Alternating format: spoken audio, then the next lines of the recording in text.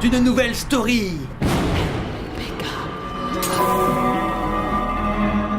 Attention, âme sensible, s'abstenir. La dernière fois, je vous ai raconté ce jour où j'ai failli finir en prison en Ukraine. Aujourd'hui, je vais vous parler de quelque chose de beaucoup plus personnel parce que je vais vous parler de mes expériences paranormales. C'est cette vidéo qui va marquer le jour où les gens vont comprendre que je suis fou. Alors oui, comme la première vidéo, tout ce que je vous raconte est vrai. Ce sont de vraies expériences que j'ai vécues et celles-ci sont assez folles. Bon déjà, ces histoires-là, je les ai très peu racontées. Il y a très peu de gens qui les connaissent. Généralement des gens plutôt proches de moi et quand je leur raconte, ça leur fout une peur pas possible. Alors tout commence quand j'avais à peine 10 ans. Il faut savoir que j'ai une famille paternelle que j'ai pas trop connue. Ma grand-mère est malheureusement décédée quand j'étais tout petit et mon grand-père habite dans un pays étranger vraiment très loin. Donc j'ai jamais vraiment eu la chance de les connaître. Seulement voilà, quand j'ai eu 10 ans, mon grand-père est venu en France, est venu nous rendre visite. Il est venu dormir à la maison. Quand mon grand-père me rendait visite, parce que ça s'est passé plusieurs fois, chaque soir, il se passait des choses vraiment bizarres. Donc je suis dans ma toute petite chambre, la porte est fermée, il y a pas un bruit, tout le monde dort. Je me réveille et pas moyen de me rendormir. Donc je reste un petit moment dans mon lit, je tourne à gauche, je tourne à droite, j'entends des petits bruits, mais voilà, ça arrive, parfois le bois qui grince, on a l'impression qu'il y a quelqu'un dans l'escalier, mais bon. Mais d'un seul coup, je vois la porte s'entrouvrir un tout petit peu. Elle s'entrouvre comme ça. C'est toujours très silencieux, il n'y a pas de bruit. Et puis d'un seul coup, je vois une très grande silhouette derrière cette porte qui commence à se tourner vers moi comme ça, très doucement. Et elle commence à me regarder. Et là, je commence à avoir le cœur un peu qui palpite. Et je me demande qui c'est. Donc sur le coup, je vois une femme en fait avec une robe, un peu une robe de nuit. Donc moi, je lui dis maman, c'est toi. Qu'est-ce que tu fais? C'était trop bizarre. Et elle commence à me regarder comme ça. Et je reconnais pas du tout son visage. La seule chose que je vois, c'est son sourire. Et elle commence à me sourire comme ça encore et encore. Et son sourire s'arrête pas. Il continue comme ça jusqu'à ses yeux et j'arrive pas à regarder ailleurs, je vois que ça et je commence à stresser, je commence à avoir peur et d'un seul coup elle disparaît et il y a un enfant qui arrive en courant vers moi et qui rigole, je l'entends rigoler, j'entends son rire et je commence à tomber de mon lit, à paniquer, à reprendre mes esprits et là plus rien. Et ça s'est passé très vite et vraiment c'est réel, j'étais vraiment réveillé, je suis tombé de mon lit et j'étais là, je suffoquais, j'avais peur. Donc je suis retourné directement dans mon lit et je pouvais plus bouger quoi, je dis mais qu'est-ce qui vient de m'arriver? Donc là, grosse nuit chelou, je me suis dit waouh, ça m'était jamais arrivé avant, j'avais jamais eu des trucs de ce genre là, c'était vraiment boum d'un seul coup, gros choc. Donc j'en parle un petit peu brièvement à mes parents, ils en parlent avec mon grand-père, lui justement il dit que parfois il y a des gens qui sont connectés aussi avec les morts, on sait pas, c'est possible, enfin. Mais moi j'étais vraiment trop petit, je comprenais pas tout ce qu'ils disaient, bref je suis passé un petit peu au-dessus, j'ai préféré plus trop m'en rappeler et hop, basta. Seulement il y a un truc qui m'a intrigué plusieurs années après ça. Un jour je suis allé chez mon arrière-grand-mère, j'avais pas forcément l'habitude de voir, très rarement. Je sais pas pourquoi, je me promène dans la maison et puis j'ouvre un tiroir et là je vois une photo et c'est la seule photo en fait, une des seules photos qui existent où sont présents uniquement ma grand-mère et moi, bébé. Et je me rends compte que la silhouette, la robe, c'est exactement la même silhouette que j'avais vue des années auparavant ce soir-là dans ma chambre. Sauf que cette photo, je la connaissais pas. Et ma grand-mère, je la connaissais pas vraiment, j'avais pas de souvenir. Et c'est là où je me suis dit, waouh! C'est exactement ce que j'ai vu ce soir-là, quoi. Donc ça, c'était principalement ce qui s'est passé quand mon grand-père était venu à la maison. Ensuite, bien après ça,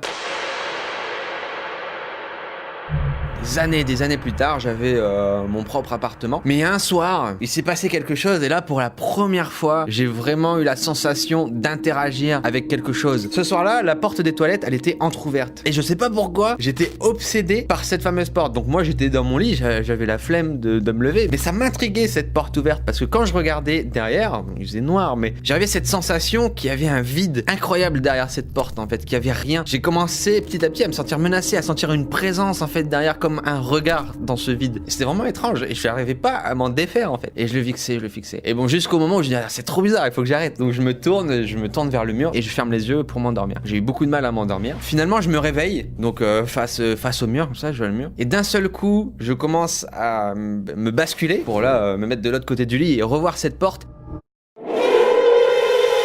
Et d'un seul coup, je vois quelque chose qui surgit au-dessus de moi comme ça, vraiment face à face. Et j'ai la gorge nouée, j'arrive plus à respirer et je suis cloué dans mon lit. Donc ça dure très longtemps, j'arrive pas à respirer, j'arrive pas à bouger, j'ai envie de crier, mais aucun moyen, je peux rien faire. Et surtout, je sens vraiment quelque chose sur ma gorge qui appuie encore et encore et encore. Et encore une fois, une silhouette, mais le visage juste vide. Un gros vide, complètement noir. Je vois rien à l'intérieur et j'arrive pas à voir quelque chose. Mais j'ai conscience de ça et j'essaye de comprendre tout en étant paralysé. J'essaye de vraiment de plonger un peu dans ce vide, de comprendre un petit peu qu'est-ce que c'est. Et ça dure très longtemps comme ça jusqu'au moment où j'arrive à bouger mes bras et où tout disparaît. C'était comme une paralysie du sommeil en fait. Sauf que ce qui était étrange, c'est que je sentais vraiment la présence sur moi, je sentais vraiment la force sur ma gorge et surtout c'était physique. Là je le voyais vraiment devant moi et j'arrivais comme à interagir avec, où lui cette chose me fixait et moi aussi je la fixais et j'essayais de comprendre. Donc j'étais vraiment conscient et c'était vraiment perturbant. Et après ça j'étais là, waouh, qu'est-ce qui vient de m'arriver? J'ai vraiment vécu un truc de malade là. Et surtout j'avais l'impression que ça avait duré pas mal de temps quand même. Et des choses comme ça, il m'en est arrivé pas mal. Mais il y a une fois où c'est parti encore plus loin, où là c'était beaucoup plus étrange. C'était en voyage et j'étais en Islande. Donc on avait loué un appartement. Il y avait qu'une seule chambre avec un grand lit. Nous on était 3. Donc bref, on a fait un tir au sort. Moi j'ai eu la chance de dormir dans le salon tout seul dans un grand canapé, alors que les autres étaient dans une chambre avec une très grande porte en bois, très bruyante, avec une grosse poignée. Et moi j'étais pile en face de cette porte. Le canapé était pile en face de la porte et derrière la porte il y avait mes 2 potes. Bref, on passe une petite soirée et justement ce qui est marrant c'est que ce soir-là, je leur ai raconté tout ce que je vous ai raconté là. Tout le monde va se coucher, moi je suis très bien, je suis en voyage, je suis très content, j'ai hâte de faire ce voyage. Donc je me couche très serein. Mais en plein milieu de la nuit, je me réveille, comme s'il y avait quelqu'un ou quelque chose comme ça. Le réflexe, quand je me réveille, direct, je regarde dans la direction. Et là, je vois quelqu'un planté en face de moi. Mais il faisait très noir, donc je voyais pas trop. Puis en plus, j'étais en train de me réveiller, donc je me réveille. Et là, mon pote bouge pas, il est en face de moi, comme ça. Donc moi, je me réveille, voilà, je reprends un peu de connaissance, je le regarde, je fais, mec, qu'est-ce que tu fais Pourquoi t'es devant moi comme ça Les toilettes, si tu veux aller aux toilettes, c'est là-bas, quoi, vas-y. Reste pas là. Tout doucement, il va vers les toilettes, là-bas. Après, je vois plus trop bien, il fait noir. Je me rendors. J'ai trouvé ça trop bizarre. J'ai dit, pourquoi le mec, il voulait me faire une blague ou... Donc le lendemain, je demande à un de mes potes qui était le plus grand, parce que la silhouette m'avait paru très grande. Je lui dis, pourquoi t'es resté devant moi hier soir, c'est trop bizarre. Mais quoi, mais j'ai pas été aux toilettes. Je dis, bah si, je t'ai vu, t'étais devant moi. Tu m'as réveillé d'ailleurs, fais chier. Mais non mec, il dit, non, j'ai pas été aux toilettes. Je suis pas sorti de la chambre, on a dormi, point barre. Parce que je vais voir la deuxième personne, je lui dis, c'est toi qui étais aux toilettes hier, en plein milieu de la nuit. Pareil, il me dit, non, j'ai pas été aux toilettes. Après je réfléchis, je fais, c'est vrai qu'en y repensant, quand je revois la personne, c'était pas eux en fait. C'était pas eux. Et en plus de ça, c'est vrai, un détail qui aurait pu m'interpeller, c'est la porte. Je me rappelle pas avoir entendu le bruit de la porte était pas ouverte, enfin elle était bien restée fermée. Donc mystère et boule de gomme. Je ne sais pas qui était cette personne qui me regardait en train de dormir et que j'ai envoyé aux toilettes. Et du coup j'en suis arrivé à un moment où j'avais conscience de tous ces événements, je les ai vraiment vécus, c'est sûr et certain. Mais bon, ça arrive totalement aléatoirement. Là ça fait un moment que ça m'est pas arrivé. Et limite parfois j'ai envie que ça se passe. En fait j'ai envie de revoir parce que c'est incroyable. Au fil des années, quand j'étais petit, c'était souvent très hostile. J'avais souvent très peur. Mais sur les dernières, j'ai pas du tout peur en fait. Où j'ai vu cette silhouette et j'ai été capable même de lui parler en fait. De lui dire les toilettes, c'est là-bas, même si c'est des choses un peu connes. Et ça m'est arrivé plein de fois. Alors, en plus, voilà, j'ai eu aussi beaucoup de simples paralysies du sommeil sans forcément qu'il y ait une silhouette ou quelque chose d'autre. Donc j'en ai eu vraiment beaucoup. Et généralement, les choses comme ça peut arriver peut-être une fois dans une vie, 2 fois. Mais c'est des dizaines de fois. Et surtout, c'est cette histoire de, vous savez, la silhouette qui au final ressemble à ma grand-mère qui est dans une photo que j'ai trouvée des années plus tard chez mon arrière-grand-mère. Ouais, c'était assez perturbant. Donc il y a toujours un peu 2 écoles dans ce genre de cas et moi je vais vous dire sincèrement ce que j'en pense. Il y a toujours un petit peu l'école de la fameuse paralysie du sommeil qui peut être multipliée avec l'imagination, l'esprit créatif. Personnellement, j'opte pour la première école. Pour moi, toutes ces choses sont un mélange de paralysie du sommeil, aussi beaucoup de créativité, d'imagination et de choses qu'on contrôle pas puisque c'est mon cerveau au final qui m'a moi-même joué des tours en fait. Voilà, j'ai toujours été très imaginatif, très créatif, toujours à m'imaginer des mondes parallèles, des univers, à écrire des petites histoires, des petits trucs, à créer des personnages, avoir des batailles spatiales dans les nuages, des trucs comme ça. Donc